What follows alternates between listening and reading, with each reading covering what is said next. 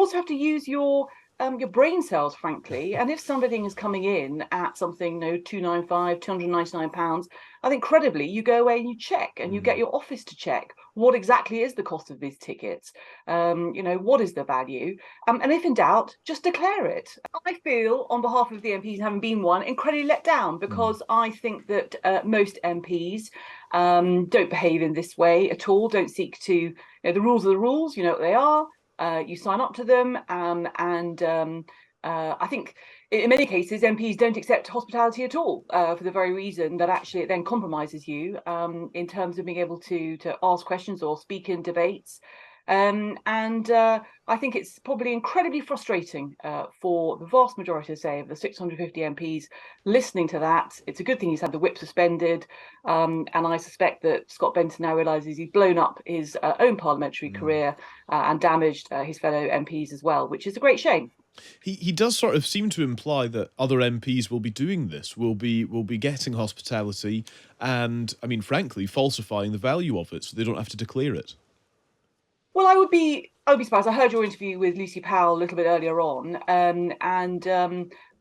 look, I can't speak, and she can't speak for all other MPs as well. I mean, it's true that people do through all party parliamentary groups and others. Perhaps they do go on trips or they have hospitality. You do ask, obviously, the person arranging that how much that is, because you have to declare that over £300.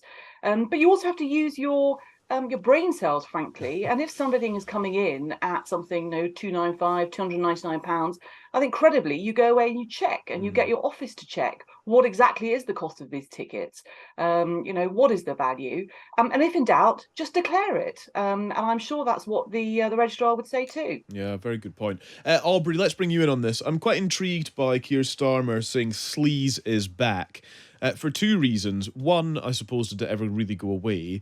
And two, I'm trying to decide on the sort of efficacy of that as a slogan, because I'm not quite sure what he's referencing when he says sleaze, because he's presumably trying to use it as an attack on the Conservatives. But I just think that's potentially difficult, given that sleaze is something that's affected both parties. Yes, I think Keir Starmer is obviously trying to sort of tie Rishi Sunak as closely as possible to the sort of culture that manifested itself under Boris Johnson, where it felt like we had a sort of stream of stories like this.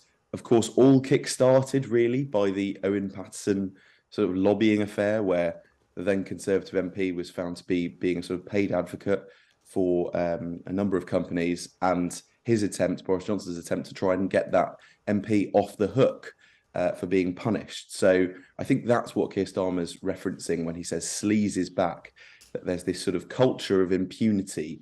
And I think Labour knows how damaging that message of it's one rule for some people and another rule for the Conservative Party can be. Whether or not it's true, of course, Rishi Sunak sort of came into Downing Street promising that he would lead a government of integrity.